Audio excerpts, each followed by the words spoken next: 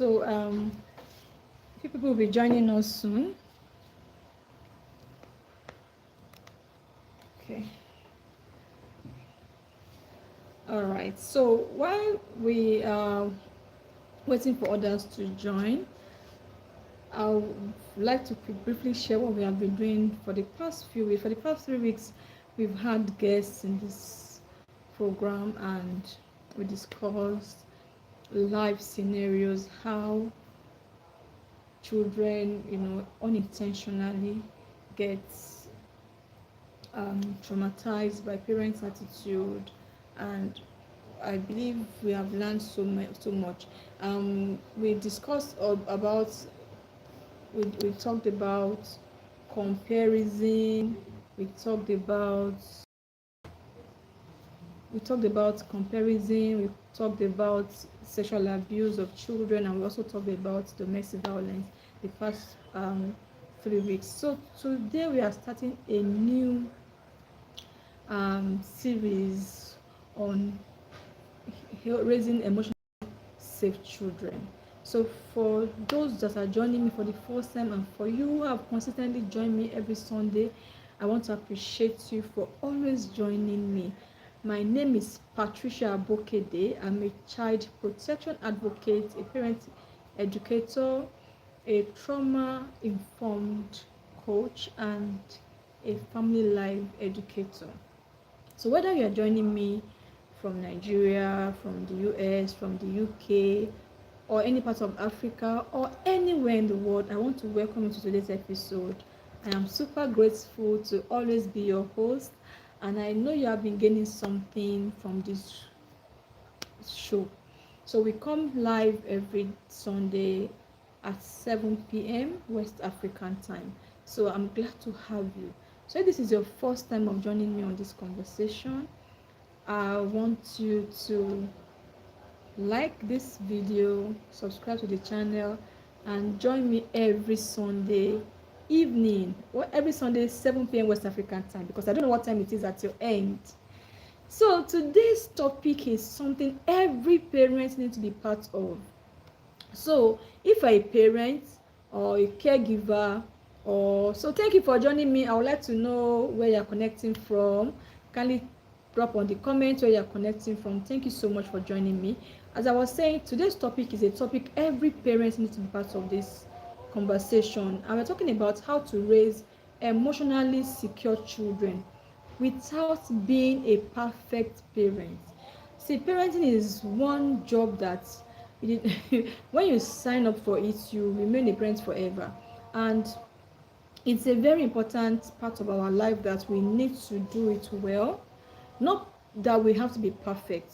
We need to do it well so that we can emotionally healthy children. Now, many parents struggle with being a perfect parent, and I'm here to make you understand that for you to be a good parent, to be a loving parent, to be a parent who can raise healthy children, emotionally healthy children, you don't have to be a perfect parent. So we're talking about how to raise emotionally secure children without being a perfect parent. So this conversation is a conversation every parent or caregiver, teacher needs to be part of. So make sure you share this link with somebody right away. Share the link and let's get started. I want to ask this question. Do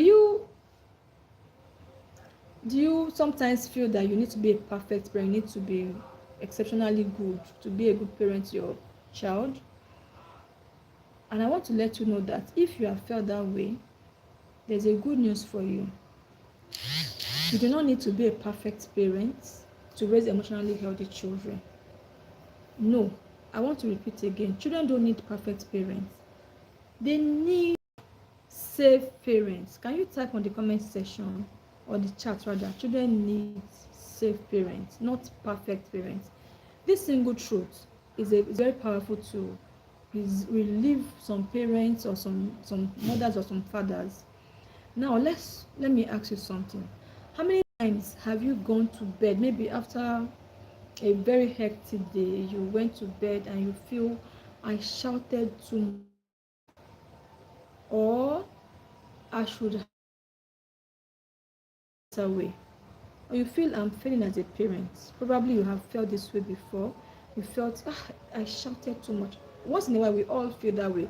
When you were so angry that you said so much, or you, it's okay. You are not alone if you have felt that way before. Every loving parent make that mistake of over shouting, overreacting once in a while, which actually makes you a good parent, because you don't want something to fall through the crack. You want you want to raise healthy children, and because of that desire to do more, to be there for your children, sometimes you overreact. So every loving parent makes mistakes sometimes. The goal is not perfection. The goal is connection, ability to be able to reconnect with your child even when you feel you are overdoing it, or when you feel that you are you are not getting it right. The most important thing is to reconnect with your child and to be there for them, to be to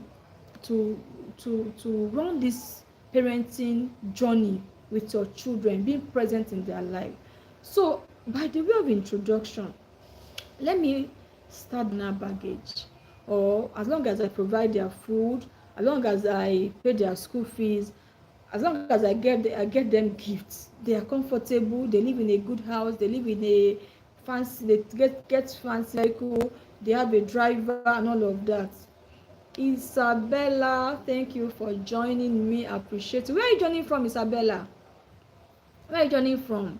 I'm talking to you from Nigeria, so I would like to know where you're connecting from. So children don't just grow physically. Every interaction at home teaches children something about themselves, about people, about relationship, about safety, about love, about trust. So when children are growing up, we should understand that it's not just the physical growth. They are also growing up mentally, emotionally, and in all ramifications. And this is important for us to have in mind, so that when we are raising children, we will understand that our interactions with them, our interaction with our spouse, our interaction with our neighbors, we are depositing knowledge in their mind. So where those interactions are not just happening, we're also teaching them how to live, how to interact. Whether you realize it or not, every day we are shaping their life emotionally. We are shaping. Why am I part of this family? Does my contribution matters? Will my parents still love me even if I make any mistake? Those are the things that is going on in the mind of the children. They also want to know, can I express my feeling without being judged? How we answer these questions, not just by words or by but by building the emotional security matters a lot. So what is emotional security? We're talking about helping children to raise emotionally secure children. What are we talking about? What do I mean? Or what do we mean by emotional security? Now, an emotionally secure child believes that I am loved no matter what I do. My family loves me. My parents loves me. I am needed. I'm not just an outcast. They know that they belong to that family. They know that their feeling matters. When they talk, they are not being judged. Whatever they feel, they can express themselves in the family. They can express themselves to their parents and to their siblings. They know that they can make mistakes and still be loved. Making mistakes doesn't mean they are no longer part of the family. Children understand. When a child is secure, they understand that they know I can ask for help. If anything happens and they need your help, they won't be stranded. They won't be tossed up and down. They know that yes, if whatever happens, I can ask for help from my parents. I'm not an outcast. They know that the home is safe. For those who joined our last conversation or the previous conversation we have had, we talked about a family with domestic violence, how children feel, what happens to children in a very toxic environment. So when the environment is toxic, the child feels unsafe. But when the environment is peaceful and loving, the child feels safe. So welcome to Kade. Hello. Thank you for joining. Where are you connecting from? I would like to know.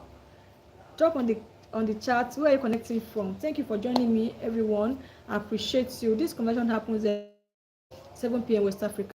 So let me know where you're connecting from. I know I have followers from the UK, from the US, different parts of African countries. So let me know where you are connecting from. I'm connecting with you from Nigeria. So thank you for joining me every Sunday. And also make sure you share this. So as I was saying, we noticed that all of this I've been saying since, this has nothing to do with expensive toys. So that we don't mistake buying expensive toys or going to creating emotionally secure children has nothing to do with expensive toys, to do with expensive private schools, and it has nothing to do with fancy. It has everything to do with building healthy relationship with your child. Now, what is emotional security? What does emotional security look like? When we talk about emotional security, what are we talking about? What does it look like? Emotionally secure children usually experience emotional freedom. They recover from disappointment easily. They build friendship, they feel confidence, they trust their caregivers, they develop empathy, and they can handle stress better. Like I was saying earlier, when children are not safe in the house, they make wrong decisions easily. They are easily swayed by pressure, and they sometimes, most of the children that do vices and become alcoholic, become drug addicts, or what all of these things, because there was emotional disconnection at home. So they are looking for where they feel accepted and loved, and if they eventually enter, you may find it difficult to get them back. Research constantly show that a secure relationship with at least one caring adult is one of the strongest protective factor against long-term effects of stress and adversity in childhood. One emotional secure parent or relationship can help a child in the long run. So imagine emotional security like a building. So let's say, okay, I'm trying to give you a picture of what emotional security looks like. Let's say it is a building, you're building a house. So the money you have builds the furniture, education builds the wall, but emotional security is the foundation. So if the foundation is not secured, what happens? Without strong foundation, even a beautiful house can develop cracks. So emotional security is very powerful to raising children. When children feel loved, the environment is safe, it's not toxic. Watch my last video. I interviewed a woman who grew up in a very toxic environment, and how she became toxic because of her background. So when the home is safe, the child feels secured, the child feels safe, and the child can fight unnecessary pressure outside them. Now let me ask you, growing up, did you feel safe expressing your emotion? I would like you to type yes or no. While you were growing up, did you feel safe to express your emotion, to express your feelings? Was it safe? Did you feel safe? Type yes. If you didn't feel safe, type no. And maybe sometimes, some people is mixed. Maybe sometimes you feel safe, sometimes it doesn't look like that. So type sometimes if it's not consistent. I would like to hear from you. Now let's look at why parents think they need to be perfect. Why do parents feel to be perfect? Many parents are exhausted because they are chasing perfection. They they want to be the best parents, and unfortunately social media is not helping. It doesn't help. On social media, if you are checking pictures or videos of families on social media, Facebook, Instagram, and all of these things, you see perfect family pictures, you see perfect birthdays, you see perfect lunch, you see perfect parenting advice, and all of that. In fact, the way some people will decorate the food they are serving their children on social media, you'll be like, wow, these children are enjoying, and all of that. But remember, social media shows only highlights. Most families will not show you when they are screaming on each other. They will not show you when they are throwing tantrums. Couples will not show you when they were arguing. They only show you when they went on a holiday, when things were looking beautiful, looking perfect. And then you are pressured over some people's just highlights. So social media does not help. Remember that social media, we show fake lives. Not they don't natural media does not show everyday life. It doesn't even show the best of parenting. So even parents who are who are trying their best get tired, they lose patience. So even if you are trying your best to be a perfect parent, you get tired once in a while. Of course, most parents are working, you have your life, you have other things you are doing, but you still also have to be present for your child. So you get tired, you lose patience once in a while, forget things, sometimes even forget very important dates. Sometimes become overwhelmed. The hardest parents are not those who never make mistakes. They are the ones who repair relationship after mistakes. That changes it. So it's not that you don't make mistakes. It is that even when you make mistakes or when you overdo, you try your best to repair that relationship. So let's look at the power of repairing relationship with your child. Now let's imagine this. You shouted at your child, and later you calm down and then you think through why you shouted. You think through it, and then you walk over and say to your child, I shouldn't have shouted the way I did. I was just frustrated. I'm sorry. Let's talk about it. Do you think this child will feel good, or the child will feel bad that you walk up to? There are some parents that feels parents should never apologize. A lot of African parents feel parents should never apologize. You know what that child will learn from you if you can, try to reconnect after a terrible shouting, a terrible tantrum. Parents will throw tantrums. So what happens? The child learns that adults can apologize.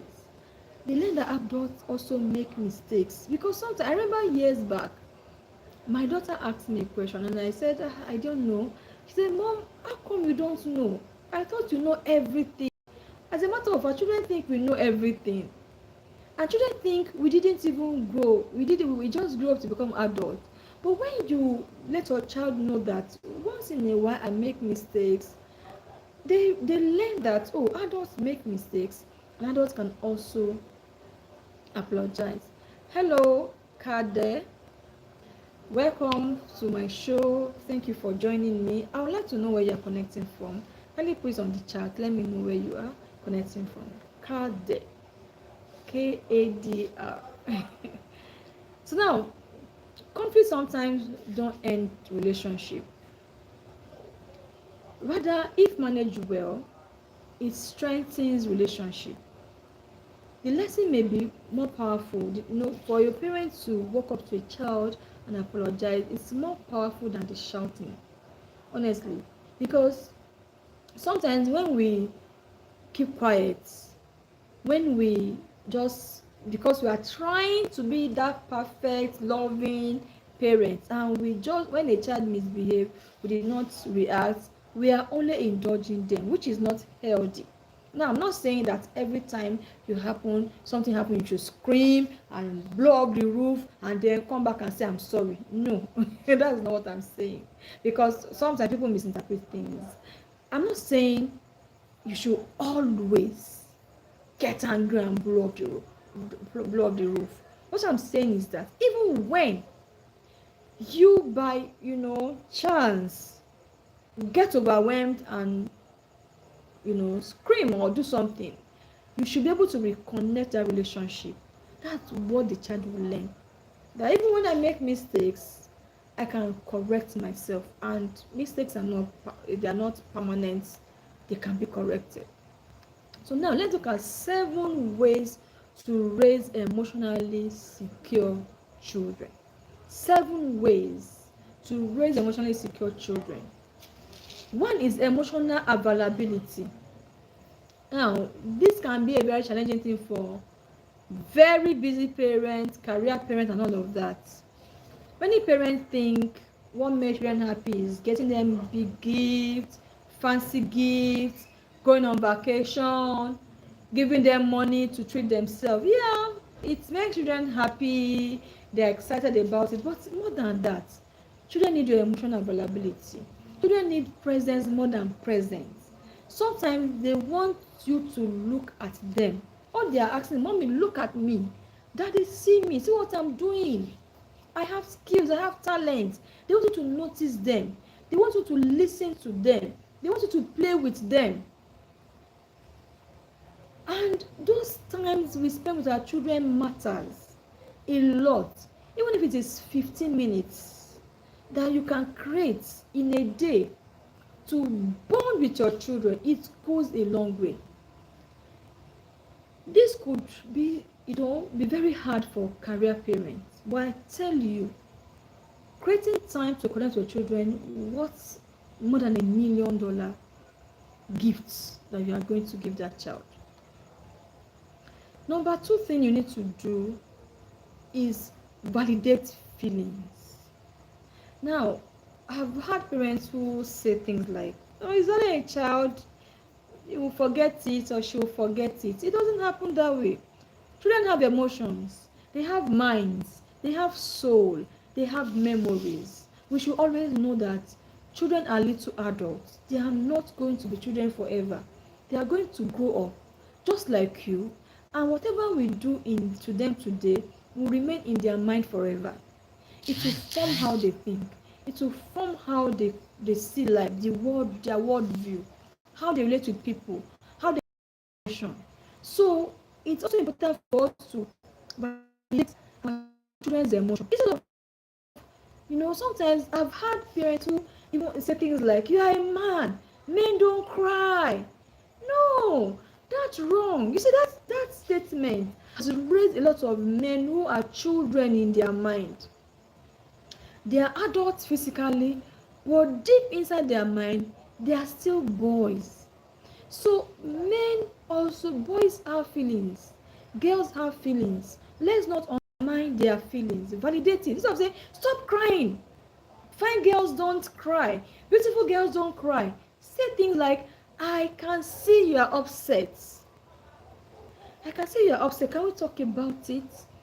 Or when you feel much better to communicate, can you come over? Let's talk about this. Don't downplay the emotion. Don't ignore it. Another thing you can say is, instead of saying you are overreacting, this statement, I don't know. I feel that statement sometimes is not correct. Saying things like you're taking it personal. Some things need to be taken personal. If you are doing things that hurt me, I feel it should be personal. I should be able to react to it. So when you tell a child you are overreacting, or you are taking it too personal, you are downplaying that child's feelings, that child's emotion. So instead of saying you are overreacting, say things like, tell me what happened.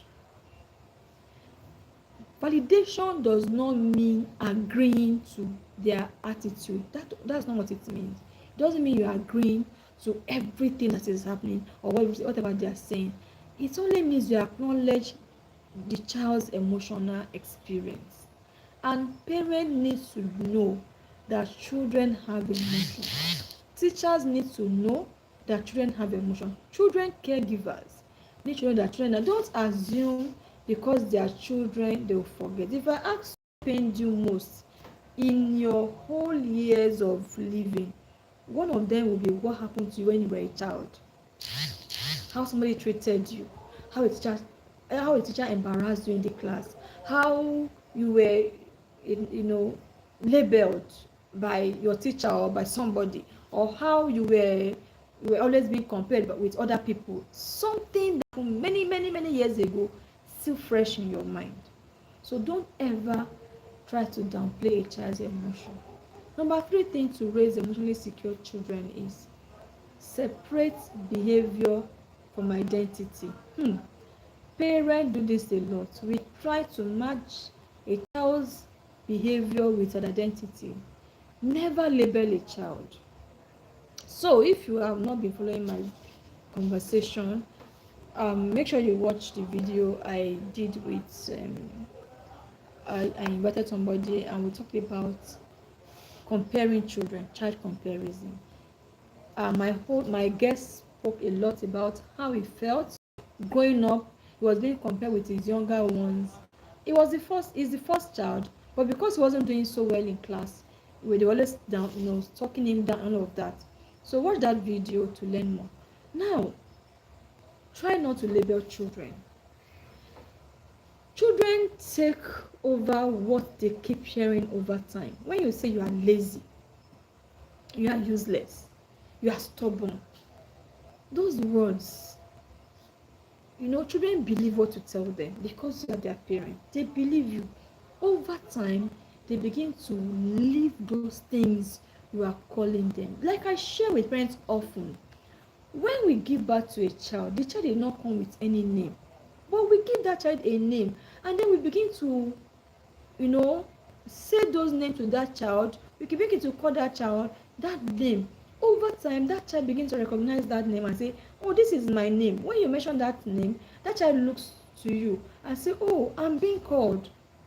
Because everybody looks at that child and call that name, that child begins to adopt that name. The name begins to register in that child's mind. The same thing happens when we call children bad names. When we call them lazy, we call them stubborn. You see most children that they call stubborn behave stubborn because they have recognized that name as part of their identity. And because you have been calling them stubborn, over time, they begin to behave in the way of a stubborn child. Now, instead of calling those names, say things like, that choice wasn't kind. What you did, that choice isn't a kind choice. What you just did to your sister or your brother isn't kind. I know you can make better. You can say things like, I know you can make better decisions. Correct behavior instead of attacking identity. As a developmental psychologist, we're told that nothing has a name except the name you gave to it. In fact, so many children has been wrongly diagnosed or wrongly, given them identity because it's the adult that say this is what is wrong with it. That child is a stubborn child. Imagine a teacher who is taking over from another teacher, and the teacher that was in that class previously says, you see, this particular child is a stubborn child. That child doesn't listen to an instruction. You have already given that child a wrong identity. Now, because an adult has called that child stubborn, the other adults begin to see that child as stubborn. So it doesn't mean that the child is actually stubborn. It's because you have named that child as stubborn. So children adopt the name we give them, and we need to understand this and stop calling children wrong names. Give your child the name you want that child to be. You want the child to be a good child. So I know you're an intelligent child. I know you're a good child. That decision you made wasn't right, or you didn't make the right choice. I know you're a very smart child, but what you did the other time, you didn't do it right. Say what you want to be, and then correct the behavior. Don't give child wrong identity. Number 4 thing you need to do to raise emotionally secure child is keep your promises. Hey, parents, come closer, let's talk. I learned this many years back that when you say something to a child, they take it seriously. I have a child in my house that has a sharp ear. Once you say something like this, she asks you nearly, Mom, did you say this? And I'll say, I wasn't talking to you. It's not you I was talking to. I was talking to another person. Because she will hold you by your words. Children don't joke with promises. Some of us, we are going out because we want to pacify the child. You say, don't worry, I'll buy you snacks when I'm coming back. Better buy the snacks. Better buy the snacks. Don't promise children what you will not do. Don't assume they will forget. Because over time, trust grows with consistency. And remember that children learn trust early. It's not when they grow up. Whether somebody can trust easily or not can trust easily, it's not when they grew up. That trust has been formed. In fact, at the infancy stage, that's when trust is formed. But now you build foundation and you keep laying it. All right. So if you promise to spend time together with a child, you have told the child, don't worry, tomorrow we are going to play soccer together, or don't worry, tomorrow we are going to build a castle, don't worry, tomorrow we are going to play, something. Make sure you keep to that promise, because that child is holding you by your words. And when you keep, failing or not meeting up with your promises, the child begins to lose trust in you, and the child will see you as this dad doesn't keep to his words. I can't trust him. If you promise to spend time, try to honor your word. When plan changes, because of course we are not the owner of time, God owns the time. If peradventure, for any reason, your plan changes, then explain to that child. Consistency builds security. Children learn trust when you keep your words. They learn trust when you keep your words, and they want to trust you, because that trust is important for them to feel safe in the house. When they don't feel, when they can't trust you as a parent, then they don't feel secured around you. So I want to thank Follow Blessed, Flourish Blessed for joining. Hello, thank you for joining. God bless you. I appreciate your time with me. I believe you are learning something. If you are, let me see your likes. Let me see that you are connecting. Type something in the comments. Type, I'll keep my promises. If you have not been doing that, and even if you have, let me know that you really need to keep your promises henceforth. As a parent, we need to keep our promises. If you want your child to do well in exam, and you say, don't worry, if you do well in your exam, I'm going to take you out, I'm going to do this to you, keep your promises. If that child did well, because that was the motivation the child used to push himself or herself to do that. However, even this is not my topic, we also be careful, make bribe children to do good things. I will talk about that another time, because sometimes we overdo it. But what I'm trying to say here is that keep to your promises. When you promise a child, if you know you will not keep to your promises, don't even bother. Don't think that is too small to understand what a promise is. Just put yourself in the child's shoe. You promise to get the child a new bag, or somebody promised you something very important, you want to get a gig, and somebody told you, don't worry, I'll give you this job, it's you, nobody else. And then the next time you see the person, someone is doing that job, how would you feel? So keep to your promises. Now, number 5th thing you need to do to safeguard, to give your child emotional security, is create safe conversation. Create safe conversation.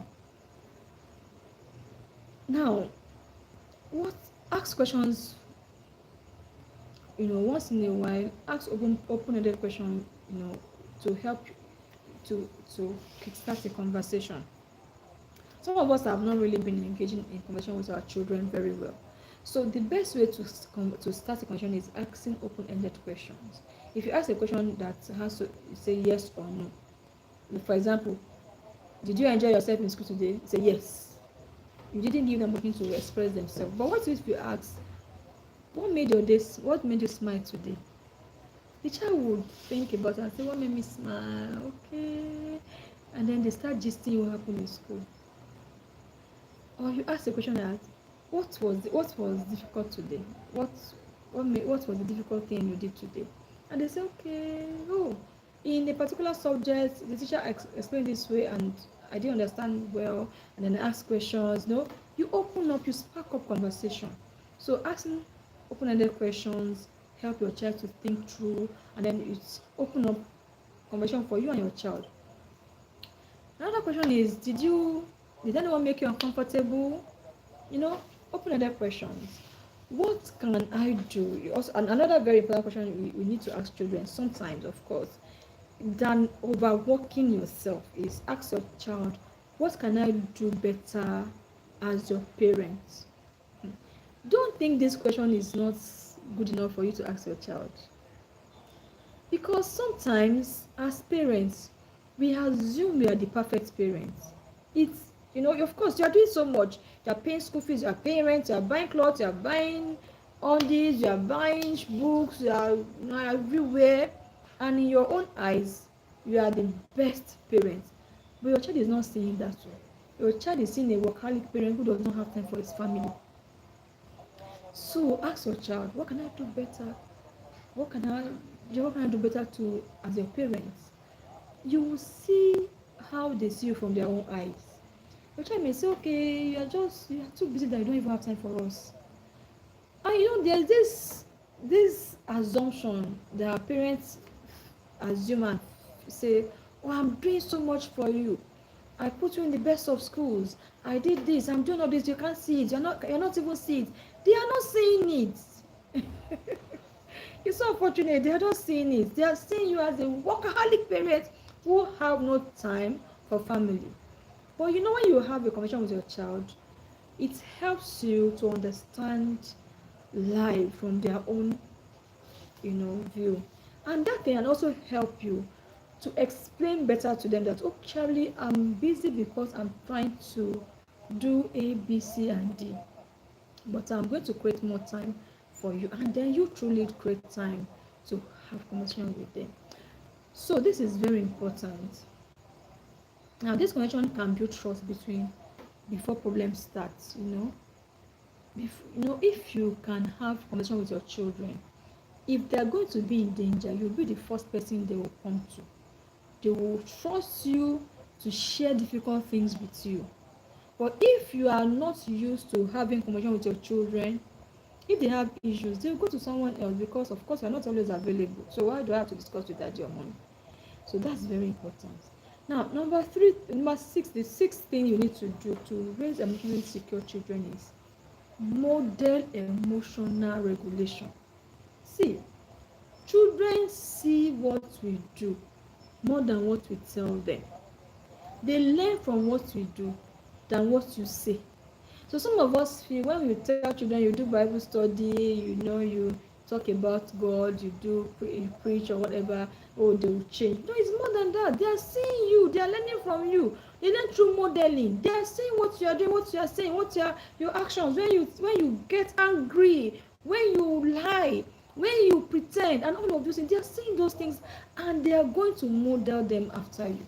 So if you want your children to become children, then model emotional regulation. Children learn from us. So if you scream every time you are angry, they learn to scream. If you pause and respond calmly, they learn to pause and respond. They learn self-control. Your children's first emotional teacher is you. So demonstrate what you want them to see. Remember years back, I used to yell a lot. I was this angry mom. Always yelling. Then as my daughter was growing, I noticed that she was always yelling at her siblings. And then I began to think, this child is taking after me. I need to work on myself. Because I didn't like the way she talked at her younger ones. But she learned it from me. And then I intentionally started working on myself. And intentionally also communicating with her, telling her and teaching her, okay, this is how to react, and all of this. For you to raise emotionally secure children, you also have to regulate your emotion. You can't be telling your child you are shouting too much, and you are the number one shouting master. They are learning from you. So be what you want your child to be. And then the seventh one, which is very, very important. In fact, this may be the most important point today. Repair after mistake. Like I just shared. If you notice you have done it, you have not been up to what you want to be, maybe you have screamed, you have blown up the roof, you've overdone, you have overreacted. Every parents make mistakes. Emotionally secure child are raised by parents who knows how to reconnect after conflicts. It's not a perfect parent that raises emotionally healthy child. It's that parent who knows how to reconnect after you have made mistake, after you have blown up the roof, after you have shaken everything, you can emotionally reconnect to your child. Repair a parenting Repair is a parenting superpower. By the time you can repair relationship, that's your superpower. You are teaching your child emotional regulation. You are teaching your child self-control. You are teaching your child to think through things before they react. Don't be afraid to make mistake once in a while. Like I said earlier, it's not about being a perfect parent. It's about being intentional in what you are doing. What is most important is the ability to reconnect even when mistakes happen. So let me give you a live example of what it looks like to have a safe space for children. So let's imagine two homes. We have home A. In home A, parents never apologize.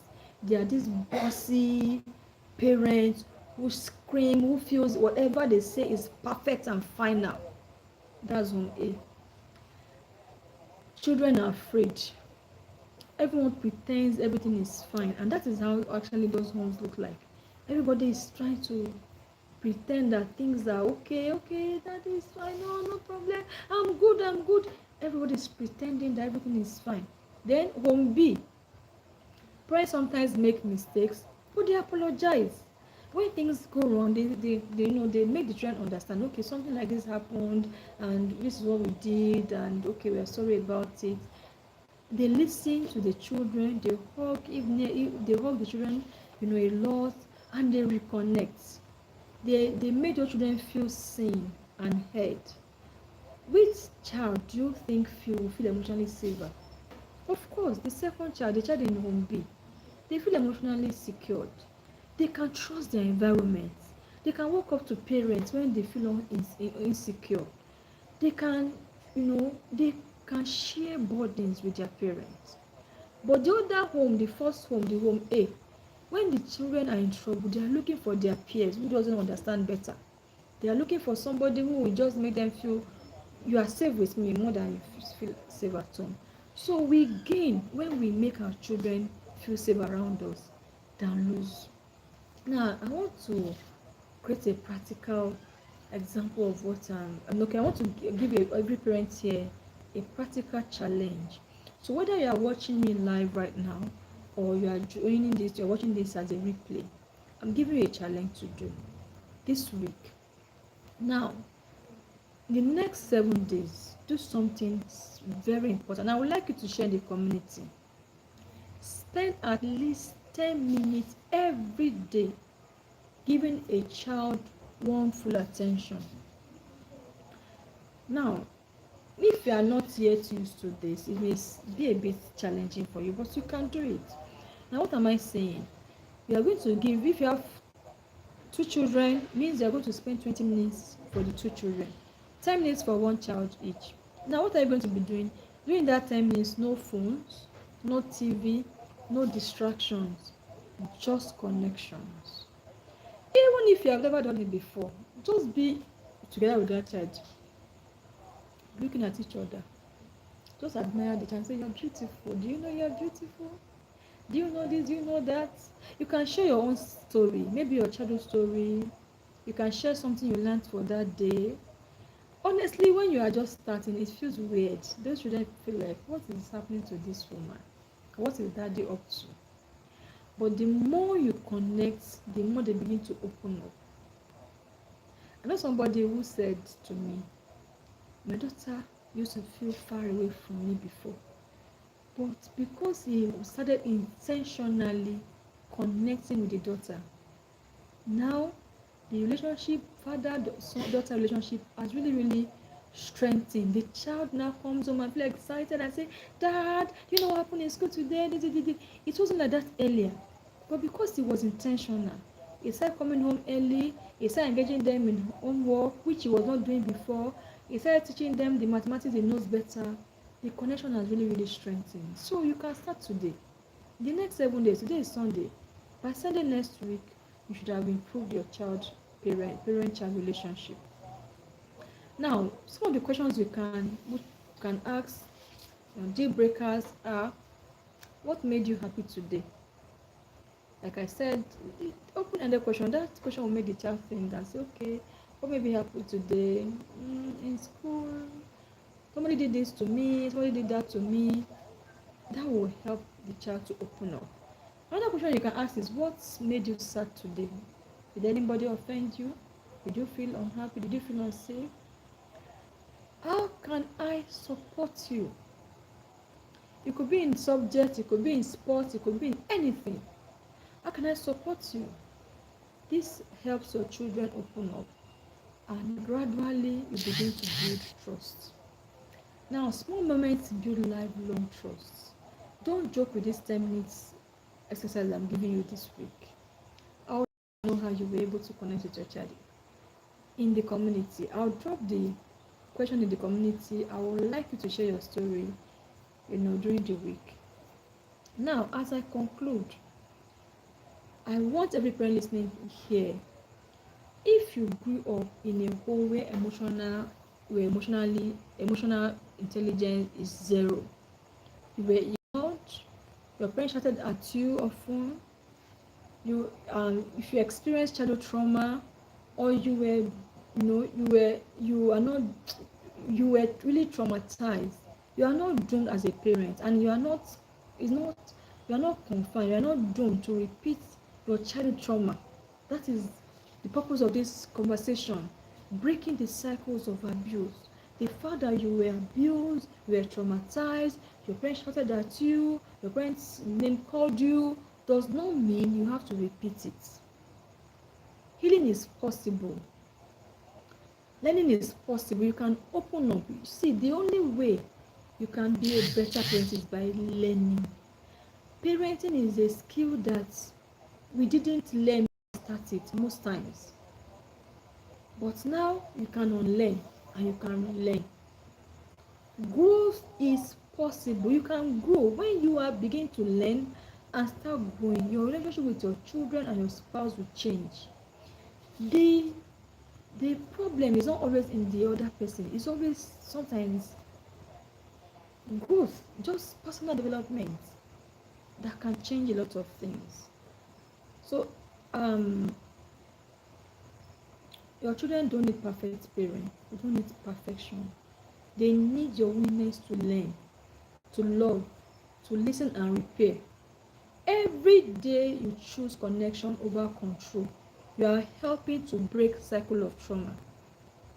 Now, if today's conversation has encouraged you, please like this video, subscribe to this channel, share the live stream to a parent, to a teacher, a grandparent, a caregiver. We want to increase the subscription of this channel to 500 subscribers before the end of next month. Join our channel, like this channel, and share with somebody who will also learn what you are learning.